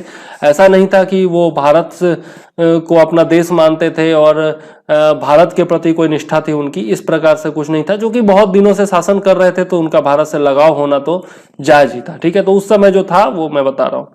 19वीं शताब्दी के अंत में आधुनिक शिक्षा के प्रभाव में बुद्धिजीवी मुस्लिम वर्ग का उदय हुआ और उन्होंने समाज और धर्म सुधार के लिए और खास करके अंग्रेजों के विरुद्ध भी बहुत सारे प्रयास किए थे। अब उसी में जो है अलीगढ़ आंदोलन, सर सैयद अहमद खां के बारे में हम लोग देख लेते हैं। हालांकि इनके बारे में जो है स्वतंत्रता आंदोलन में नहीं पढ़ाया जाना चाहिए, क्योंकि ये कोई स्वतंत्रता से संबंधित संगठन नहीं था और ये जो है वो अधिकतर जो है वो अंग्रेजों का समर्थन ही किए थे। लेकिन खैर पढ़ना है, पूछा जाता है तो पढ़ेंगे। इनका जन्म जो है 1870 में दिल्ली में हुआ था। तहजीब उल अखलाक नामक जो है पत्रिका इन्होंने लिखी थी फारसी भाषा में, जिसका हिंदी में अर्थ होता है सभ्यता और नैतिकता। ठीक है, तो याद रखिएगा। 1857 ईस्वी के आंदोलन के दौरान ये बिजनौर में थे। 1864 ईस्वी में कलकत्ता में साइंटिफिक सोसाइटी की स्थापना इन्होंने की और उसी समय 1864 में ही गाजीपुर में अंग्रेजी शिक्षा के लिए विद्यालय की स्थापना इन्होंने की थी। अंग्रेजी शिक्षा की बहुत वकालत इन्होंने की थी मुसलमानों में। 1875 ईस्वी में अलीगढ़ में मुहम्मदन एंग्लो ओरिएंटल स्कूल की स्थापना की थी और यही जो है 1920 ईस्वी में अलीगढ़ मुस्लिम विश्वविद्यालय में बदल गया था। और हाल ही में एक विश्वविद्यालय की स्थापना की है किन्होंने, मोदी जी का उद्घाटन किया है मोदी जी ने यूपी में अलीगढ़ में ही। और कौन से का सा विश्वविद्यालय है उसका नाम कमेंट में लिखिएगा। और साथ ही यह बताइए, क्योंकि वो इंपॉर्टेंट इसलिए है क्योंकि अलीगढ़ मुस्लिम विश्वविद्यालय के लिए जमीन उन्होंने ही दी थी, जिनके नाम पर विश्वविद्यालय की स्थापना हाल ही में मोदी जी ने कराई है। ठीक है, तो जरूर कमेंट में लिखिएगा यदि आपको पता है। 1888 ईस्वी में यूनाइटेड इंडियन पैट्रियोटिक एसोसिएशन की स्थापना इन्होंने की थी तथा कुरान पर भी टीका लिखा था। और ये समझते थे कि कुरान की जो व्याख्या अभी तक की गई है वो गलत की गई है और इसीलिए इन्होंने टीका लिखा था, ताकि जो कुरान की गलत व्याख्या के कारण जो कुरीति आ गई थी मुस्लिम समाज में उसका विरोध किया जा सके। आलोचना इनकी की जाती है क्योंकि अलीगढ़ आंदोलन का मुख्य उद्देश्य जो था वह मुसलमानों को अंग्रेजी शिक्षा देकर उन्हें अंग्रेजी राज का भक्त बनाकर नौकरियों में अधिकाधिक आरक्षण प्रदान कराना रह गया था। यह जो है एस.के. पांडे जी से हूबहू उतारा गया है। और नेक्स्ट है, सैयद अहमद ने अंग्रेज शासकों को के संदेह तथा शत्रुता को विश्वास एवं प्रेम में बदल दिया था। दुर्भाग्यपूर्ण था कि उन्होंने धर्म को देश से ऊपर रखा था। ठीक है, तो इस कारण से इनकी आलोचना की जाती है। ठीक है, अब ये सही थे गलत थे ये इतिहास का पाठ है, मैं कुछ नहीं कहना चाहूंगा, मेरी कोई टिप्पणी अपनी नहीं होगी इनके बारे में, खास करके इस वीडियो में, क्योंकि इस वीडियो में हम लोग पढ़ाई कर रहे हैं। बहावी एवं वलीउल्लाह आंदोलन। ठीक है, बहावी आंदोलन को ही वलीउल्लाह आंदोलन भी कहा जाता है। क्यों कहा जाता है ये हम लोग आगे देखेंगे। 18वीं शताब्दी में शाह वलीउल्लाह ऐसे प्रथम मुसलमान थे जिन्होंने भारतीय मुस्लिमों के रीति रिवाज तथा मान्यताओं में व्याप्त कुरीतियों की ओर ध्यान आकृष्ट किया था। वलीउल्लाह के विचारों को शाह अब्दुल्ला और सैयद अहमद बरेलवी ने लोकप्रिय बनाया था। याद रखिएगा, तो भारत में बहावी आंदोलन को स्थापित करने का श्रेय जो है वो सैयद अहमद बरेलवी को ही जाता है। शाह अब्दुल्ला अजीज ने हिंदुस्तान को दारुल हर्ब यानी कि काफिरों का देश माना और इसे दारुल इस्लाम बनाने का आह्वान किया था। ठीक है, मतलब ये समझते थे शाह अब्दुल्ला अजीज कि भारत जो है वो काफिरों का देश है। काफिर मुस्लिम धर्म में काफिर उनको माना जाता है जो कि मुस्लिम धर्म को नहीं मानते हैं। जो भी इंसान मुस्लिम धर्म को नहीं मानता है, अल्लाह को नहीं स्वीकार करता है, वो सब उनकी नजर में काफिर है, कुरान की नजर में। ठीक है, और जो है ये लोग भारत को काफिरों का देश मानते थे और इसे दारुल इस्लाम मतलब कि मुस्लिमों का देश बनाने का सपना पाले हुए थे। ठीक है, प्रारंभ में यह जो है बहावी आंदोलन जो था वह पंजाब सरकार यानी कि सिखों के विरुद्ध था, किंतु अंग्रेजी राज में पंजाब के विलय के बाद अंग्रेजों के विरुद्ध हो गया था। ठीक है, तो यह जो था कोई अंग्रेजों के खिलाफ आंदोलन नहीं था, ऐसा नहीं था कि देशभक्ति से प्रेरित कोई आंदोलन था। यह जो था धार्मिक आंदोलन इसको कह सकते हैं आप। जिस प्रकार से खिलाफत आंदोलन एक धार्मिक आंदोलन था उसी प्रकार से यह भी था। 1870 ईस्वी में, हाँ ये है कि पटना वगैरह में बहावी आंदोलन जो है वो अंग्रेजों के खिलाफ भी कुछ काम जरूर हुआ था उसमें। 1870 ईस्वी में अंग्रेजी सैन्य बल के आगे इसने घुटने टेक दिए। बंगाल में बहावी आंदोलन का नेतृत्व किसने किया? तो मीर निसार अली ने किया, जिसको कि टीटू मीर भी कहा जाता है। उन्होंने बंगाल के मुस्लिम किसानों को नील सौदागरों एवं हिंदू जमींदारों के विरुद्ध एकत्रित किया था। 1831 में इनकी मृत्यु हो गई थी। ठीक है, तो यह जो है इंपॉर्टेंट पॉइंट है। टीटू मीर के बारे में हम लोगों ने जनजातीय एवं क्षेत्रीय आंदोलन में भी देखा है। अब चलते हैं, देखते हैं अहमदिया आंदोलन के बारे में। इसके बारे में भी क्वेश्चन पूछा जाता है। तो शुरुआत जो है इसकी 1889 ईस्वी में हुई थी। गुरदासपुर पंजाब के निवासी मिर्जा गुलाम अहमद ने इसकी शुरुआत की थी, अहमदिया आंदोलन की। शुरुआत जो है वो कादियान नामक स्थान से हुई थी, इसलिए कादियान आंदोलन भी इसको कहा जाता है। उदारवादी सिद्धांतों पर आधारित था और जिहाद का इन्होंने विरोध किया था, यह बहुत अच्छी बात है। 1890 ईस्वी में बहरीन अहमदिया पुस्तक लिखी थी, किसने? गुलाम अहमद जी ने लिखी थी, याद रखिएगा। मिर्जा गुलाम अहमद ने 1891 में स्वयं को मसीह उल मऊद यानी कि मसीहा या फिर पैगंबर कहा था और 1904 ईस्वी में इन्होंने अपने आप को कृष्ण का अवतार बताया। ठीक है, नेक्स्ट है अब्दुल लतीफ के बारे में देख लेते हैं थोड़ा सा। तो इन्हें बंगाल के मुस्लिम पुनर्जागरण का पिता कहा जाता है। तो बंगाल में मुस्लिम धर्म के पुनर्जागरण में इन्होंने महत्वपूर्ण योगदान दिया था। 1863 ईस्वी में कलकत्ता में इन्होंने मोहम्मदन लिटरेरी सोसाइटी की स्थापना की थी। ठीक है, तो याद रखिएगा। नेक्स्ट है देवबंद आंदोलन, इसके बारे में भी जो है वो बराबर पूछा जाता है।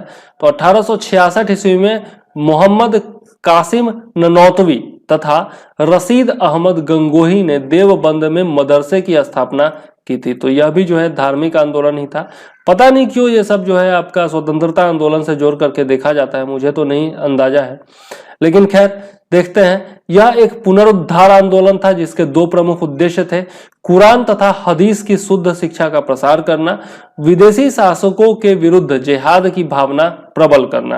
देवबंद आंदोलन जो था वह सैयद अहमद खां के अलीगढ़ आंदोलन के बिल्कुल विपरीत था तथा इनमें आपसी मतभेद था। तो जहां पर अलीगढ़ आंदोलन जो था वो आपका सैयद अहमद खां के द्वारा चलाया गया था, सर सैयद अहमद खां के द्वारा। वो अंग्रेजी शिक्षा को प्रश्रय देते थे, अंग्रेजी शिक्षा का समर्थन करते थे, अंग्रेजी शिक्षा के प्रसार के लिए उन्होंने काम किया था। वहीं पर देवबंद आंदोलन जो था वो मुस्लिम धर्म का जो आपका पुराना रीति रिवाज था उसको मानता था, वो कुरान में विश्वास रखता था और साथ ही अंग्रेजी शिक्षा के विरुद्ध था। 1894-95 में लखनऊ में शिबली नुमानी जो थे वो फारसी विद्वान थे, उन्होंने दारुल उलूम नदवतुल उलेमा की स्थापना की थी। ठीक है, तो यदि पूछा जाए तो ध्यान में रखिएगा, शिबली नुमानी जो कि फारसी विद्वान थे।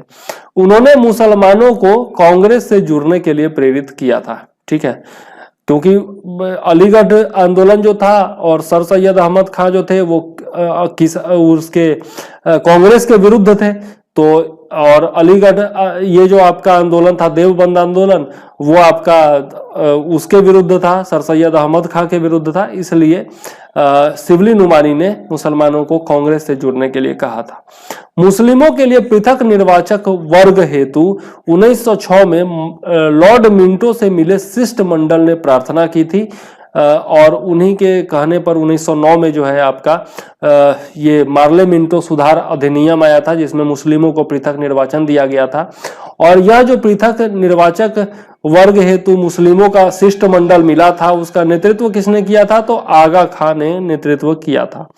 अखिल भारतीय मुस्लिम लीग की स्थापना किसने की थी? तो नवाब सलीमुल्लाह खान ने की थी। इसमें आगा खान का भी रोल था लेकिन महत्वपूर्ण जो प्रमुख व्यक्ति थे वो नवाब सलीमुल्लाह खान थे। ठीक है, आगे देखते हैं मोहम्मद इकबाल के बारे में। इनके बारे में सब लोग जानते होंगे, बहुत बड़े शायर थे। 1875 से लेकर 1938 तक इनका कार्यकाल था। शुरुआत तो इन्होंने बहुत अच्छे से की थी, हिंदू मुस्लिम एकता के प्रबल समर्थक थे, लेकिन बाद में जो है 1920 के दशक में यूरोपीय यात्रा के दौरान इन्होंने इस्लाम के प्रसार पर अधिक ध्यान दिया था। ठीक है, और जो है आगे भी बहुत ऐसा काम किया जो कि हिंदू मुस्लिम विभाजन का कारण बना। 1930 में इन्होंने ही सर्वप्रथम द्विराष्ट्र सिद्धांत की बात की थी। ठीक है, अपनी पुस्तक बंगे दर्रा में इन्होंने इनकलाब शब्द दिया था। ठीक है, तो इनकलाब शब्द का प्रथम प्रयोग जो था वो मोहम्मद इकबाल ने किया था और उसी को आगे बढ़ाते हुए इनकलाब जिंदाबाद का नारा जो है वो भगत सिंह ने दिया था। ठीक है, इंपॉर्टेंट है, याद रखिएगा। सारे जहां से अच्छा हिंदोस्त था हमारा, यह भी जो है मोहम्मद इकबाल ने लिखा था, यह तो कई बार पूछा जा चुका है। पारसी सुधार आंदोलन अब हम लोग देख लेते हैं। मुस्लिम सुधार आंदोलन हम लोगों ने देख लिया है। अच्छा लगा हो यदि वीडियो तो जरूर से जरूर आप लोग शेयर कर दीजिएगा, लाइक कर दीजिएगा और चैनल को सब्सक्राइब करके बेल आइकॉन दबा दीजिएगा यदि चैनल पर नए हैं। अब देख लेते हैं पारसी सुधार आंदोलन। एक ही आंदोलन है इसमें जिसका नाम है रहनुमाई मजदयासन सभा, और 1851 ईस्वी में नौरोज फरदोसी, दादा भाई नौरोजी, आर.के. कामा और आपका एस.एस. बंगाली इत्यादि की भूमिका से इसकी स्थापना की गई थी। रस्त गोफ्तार जो है वो दादा भाई नौरोजी की पत्रिका थी, यह निश्चित तौर पर याद रखिएगा। और इन्होंने सुधार कार्य जो किए थे उसमें स्त्रियों की दशा में सुधार, पर्दा प्रथा की समाप्ति और विवाह की आयु बढ़ाने पर बल दिया गया था। ठीक है, इंपॉर्टेंट है, याद रखिएगा। अब देख लेते हैं विभिन्न सामाजिक सुधार आंदोलनों के बारे में, विभिन्न सामाजिक सुधार कानूनों के बारे में जो कि अंग्रेजों ने बनाया था और अंग्रेजी शासन में लागू किया गया था। सबसे पहले देखते हैं सती प्रथा के बारे में। ठीक है, तो सती प्रथा के विरुद्ध जो है 1829 ईस्वी में नियम 17 पारित किया गया था, और यह जो है आपका लॉर्ड विलियम बेंटिक के कार्यकाल में राजा राम मोहन राय जी के प्रयासों से लागू किया गया था। तो ये तीनों चीज जो है बहुत ही ज्यादा इंपॉर्टेंट है और निश्चित तौर पर इससे क्वेश्चन पूछा जाता है। 1830 ईस्वी में राधाकांत देव ने धर्म सभा की स्थापना करके सती प्रथा का समर्थन किया था, और ये जो है जितने भी संगठन थे सब लोगों ने सती प्रथा का विरोध किया था, लेकिन राधाकांत देव इकलौते थे जिन्होंने सती प्रथा का समर्थन किया था। तो ये बहुत ही ज्यादा इंपॉर्टेंट है, याद रखिएगा। नेक्स्ट चलते हैं, देखते हैं ठगी प्रथा के बारे में। तो ठगी प्रथा का जो है 1830 ईस्वी में दमन किया गया था। किसके द्वारा? लॉर्ड विलियम बेंटिक के समय में किया गया था, और इसके लिए कर्नल स्लीमन नामक अधिकारी की नियुक्ति की गई थी। तो कर्नल स्लीमन भी पूछा जा चुका है, लॉर्ड विलियम बेंटिक भी पूछा जा चुका है, और ये वर्ष भी पूछा जा चुका है, इसलिए याद जरूर रखिएगा। नेक्स्ट है आपका शिशुवध। तो जॉन शोर ने 1795 ईस्वी में इसके खिलाफ नियम 21 पारित करवाया था।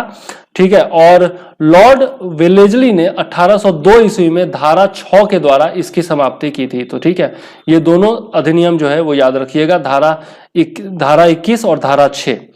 नेक्स्ट है मुख्यतया राजपूतों के द्वारा कन्या शिशु को जन्म लेते ही हत्या कर दी जाती थी, जिसको शिशुवध कहा गया है। ठीक है, और ये कोई भी राजपूत भाई जो है मेरे विरोध में ना खड़े हो जाए, क्योंकि ये किताब में लिखा गया है, इसके पांडे सर की किताब में, इसलिए मैंने यहाँ पर लिखा है। नेक्स्ट है नरबली प्रथा। नरबली प्रथा जो है 1844-45 ईस्वी में इसकी समाप्ति की गई थी। हार्डिंग प्रथम को इसका श्रेय दिया जाता है, नरबली प्रथा को समाप्त करने का श्रेय, और इसके लिए कैंपबेल नामक अधिकारी की नियुक्ति की गई थी लॉर्ड हार्डिंग प्रथम के द्वारा। नेक्स्ट है आपका दास प्रथा। दास प्रथा जो है 1843 ईस्वी में 5वें नियम के द्वारा समाप्ति इसकी की गई थी, और यह जो है पूछा गया है कि 5वां नियम किससे संबंधित है, तो याद रखिएगा 1843 5वां अधिनियम दास प्रथा से संबंधित है, और यह जो है गवर्नर जनरल लॉर्ड एलन बरो को इसकी समाप्ति का श्रेय दिया जाता है। मध्यकाल में, मध्यकालीन भारतीय इतिहास में देखें तो फिरोज तुगलक और अकबर ने भी दास प्रथा पर रोक लगाई थी। साथ ही आधुनिक काल में कार्नवालिस ने, लॉर्ड कार्नवालिस ने 1789 ईस्वी में दास प्रथा को, दास व्यापार को बंद करवाया था। ठीक है, तो ये सारा पॉइंट जो है, चारों पॉइंट से क्वेश्चन पूछा जा चुका है, इसलिए याद रखिएगा। नेक्स्ट बहुत ही इंपॉर्टेंट पॉइंट आ रहा है विधवा पुनर्विवाह, और इसमें जो है ईश्वर चंद्र विद्यासागर का महत्वपूर्ण योगदान था। ईश्वर चंद्र विद्यासागर, डी.के. कर्वे, वीरेश लिंगम पुंतलू तथा विष्णु शास्त्री पंडित का इसमें महत्वपूर्ण योगदान था विधवा पुनर्विवाह से संबंधित कानून बनवाने में। ईश्वर चंद्र विद्यासागर के बारे में देखें तो इनके प्रयासों से ही डलहौजी की कार्यकारिणी के सदस्यों ने विधवा पुनर्विवाह कानून बनाने का समर्थन किया था तथा 1856 ईस्वी में विधवा पुनर्विवाह अधिनियम पारित किया गया था। डी.के. कर्वे के बारे में देखें तो इन्होंने फर्ग्यूसन कॉलेज के प्राध्यापक थे ये, और इन्होंने स्वयं 1893 ईस्वी में एक विधवा कन्या ब्राह्मणी से विवाह किया था। 1899 ईस्वी में पुणे में इन्होंने विधवा आश्रम की स्थापना की, और 1906 ईस्वी में बंबई में इन्होंने प्रथम भारतीय महिला विश्वविद्यालय की स्थापना की। तो ये तो बहुत ही ज्यादा इंपॉर्टेंट है, प्रथम भारतीय महिला विश्वविद्यालय की स्थापना बंबई में 1906 में डी.के. कर्वे के द्वारा। अब देखते हैं वीरेश लिंगम पुंतलू के बारे में, तो ये जो थे दक्षिण भारत में विधवा पुनर्विवाह कानून बनाने हेतु प्रयास इन्होंने किया था। और विष्णु शास्त्री पंडित के बारे में देखें तो 1850 ईस्वी में विधवा पुनर्विवाह सभा की इन्होंने स्थापना की थी। कहां? महाराष्ट्र में। इंपॉर्टेंट है, यह भी पूछा जा चुका है। अब देख लेते हैं प्रमुख तथ्य जो कि प्रीवियस ईयर पेपर से आधारित है, घटना चक्र से इसे मैंने लिया है। विभिन्न जो पीसीएस और यूपीएससी में ये सब क्वेश्चन पूछे गए हैं, ठीक है। तो 19वीं शताब्दी के धर्म एवं समाज सुधार आंदोलनों से आकर्षित कौन सा प्रमुख वर्ग था? तो बुद्धिजीवी एवं मध्यम वर्ग जो था वो सर्वाधिक प्रभावित हुआ था धर्म एवं समाज सुधार आंदोलनों से। इसके अलावा नगरीय उच्च जातियां एवं उदार रजवाड़े भी जो थे वो इनसे प्रभावित हुए थे, जबकि निर्धन सर्वसाधारण वर्ग मतलब मैंगो पीपुल कह सकते हैं, वो लोग जो थे इससे अप्रभावित रहे थे। तो इंपॉर्टेंट है, याद रखिएगा।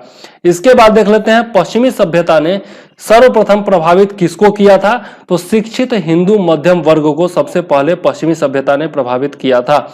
और किसका प्रभाव पड़ा था? तो तर्कवाद, विज्ञानवाद एवं मानववाद का सर्वाधिक प्रभाव पड़ा था शिक्षित हिंदू मध्यम वर्ग पर। नेक्स्ट देख लेते हैं राजा राम मोहन राय की समाधि कहां पर है? तो ब्रिस्टल इंग्लैंड में है, यह भी पूछा गया है।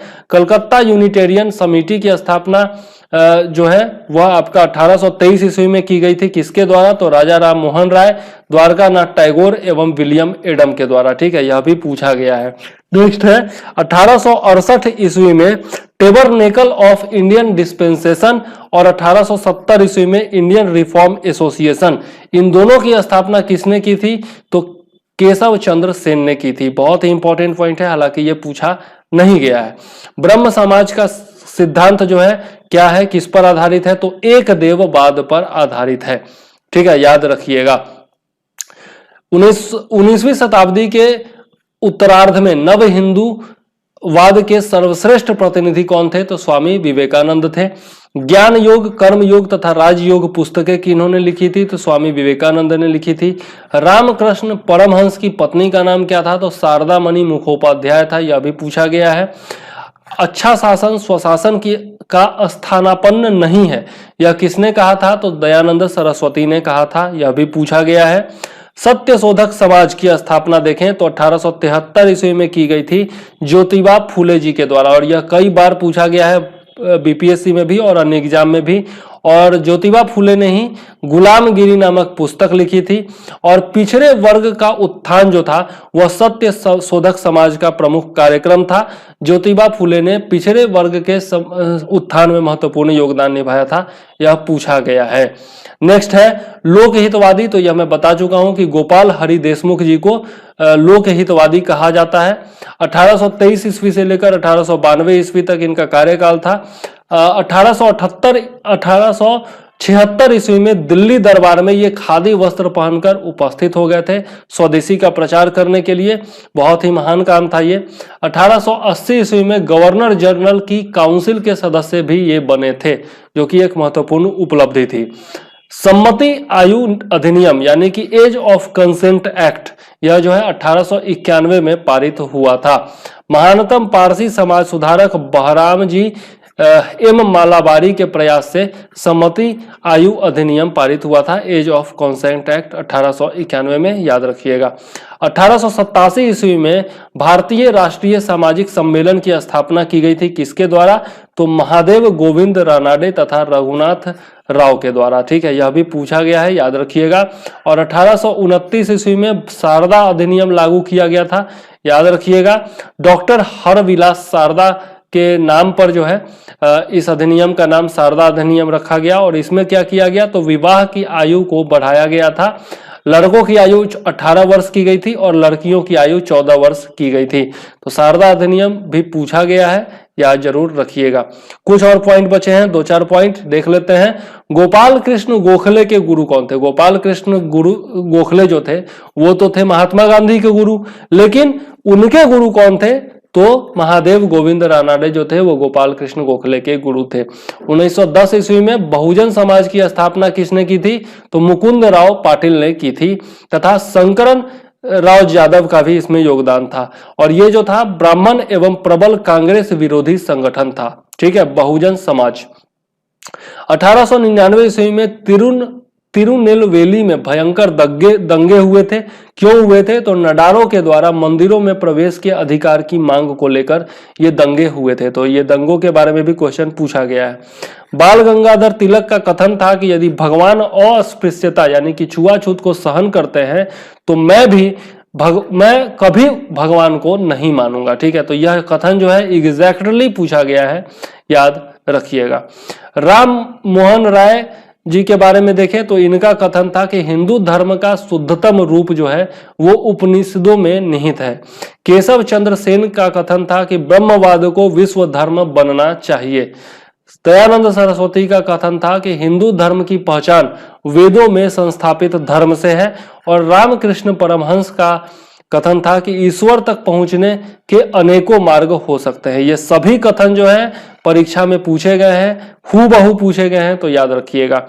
नेक्स्ट है, आधुनिक भारत में महिला आंदोलन की प्रेरणा स्रोत कौन रही हैं?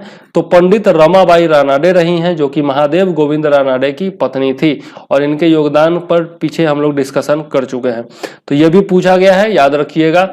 अब देख सकते हैं आप इतने सारे पॉइंट इससे पूछे गए हैं अब तक, तो कितना ज्यादा इंपॉर्टेंट चैप्टर है ये आपको महसूस हो रहा होगा। 1924 में बंगाल में तारकेश्वर आंदोलन जो है वो भ्रष्ट महंत के विरुद्ध किया गया था, याद रखिएगा। हाली पद्धति यह भी पूछा गया है। बारदोली गुजरात के क्षेत्र में कपिल राज जनजाति के लोगों को पुश्तैनी मजदूरी कराई जाती थी, उन लोगों से बंधुआ मजदूरी कराई जाती थी। तो यह हाली पद्धति बंधुआ मजदूरी से संबंधित है, याद रखिएगा। 1893 ईस्वी में कलकत्ता में महाकाली पाठशाला की स्थापना की गई थी, किसके द्वारा? तो गंगाबाई महारानी तपस्विनी के द्वारा की गई थी। हालांकि ये पूछा नहीं गया है लेकिन इंपॉर्टेंट पॉइंट है, इसलिए मैंने शामिल कर दिया है। बाल शास्त्री जाम्भेकर जी, इन्होंने ये जो थे बंबई के प्रसिद्ध समाज सुधारक थे। और इन्होंने 1832 ईस्वी में साप्ताहिक पत्र जिसका नाम था दर्पण, उसका प्रकाशन किया था। तो ये पूछा गया है दर्पण पत्र किसका है? तो बाल शास्त्री जाम्भेकर जी का है। इसके अलावा देखें तो वोक्का लीगा संघ जो है वो 1905 में मैसूर में स्थापित किया गया था। और यह जो था आपका ब्राह्मण विरोधी आंदोलन था। वोक्का लीगा समुदाय जो है आज भी कर्नाटक में चुनावों के लिए महत्वपूर्ण माना जाता है और उस पर जो है बहुत घमासान भी होता है, चुनावी घमासान। 1873 ईस्वी में अमृतसर में सिंह सभा की स्थापना हुई थी और जो कि एक सिख सुधार आंदोलन था। इंपॉर्टेंट है, याद रखिएगा। और इसी के साथ ये वीडियो हमारा समाप्त होता है। एक ही वीडियो में मैंने पूरा धार्मिक एवं सामाजिक सुधार आंदोलन आप लोगों को बता दिया है, इसलिए वीडियो लंबा भी है। लेकिन यदि आप लोगों ने देख लिया तो निश्चित तौर पर 3 से 4 क्वेश्चन इससे बनेंगे और आप एक भी क्वेश्चन आपका छूटेगा भी नहीं, ये दावा है मेरा। ठीक है, इसका पीडीएफ चाहिए तो 9525360283 पर आप मैसेज कर सकते हैं, व्हाट्सएप मैसेज कर सकते हैं और बहुत सस्ते में आपको नोट्स मिल जाएगा। ठीक है, और इसी प्रकार के अन्य नोट्स भी चाहिए तो 9525360283 पर आप व्हाट्सएप कर सकते हैं। इसके अलावा यदि चैनल पर नए हैं तो सब्सक्राइब करके बेल आइकॉन दबा दीजिएगा और यदि पहले से सदस्य हैं तो लाइक करके शेयर जरूर कर दीजिएगा। साथ ही कमेंट में लिखिएगा कि आपको वीडियो कैसा लगा, हमारा प्रयास कैसा लगा। चलिए इसी के साथ वीडियो को करते हैं समाप्त। मुझे दीजिए इजाजत। जय हिंद, वंदे मातरम।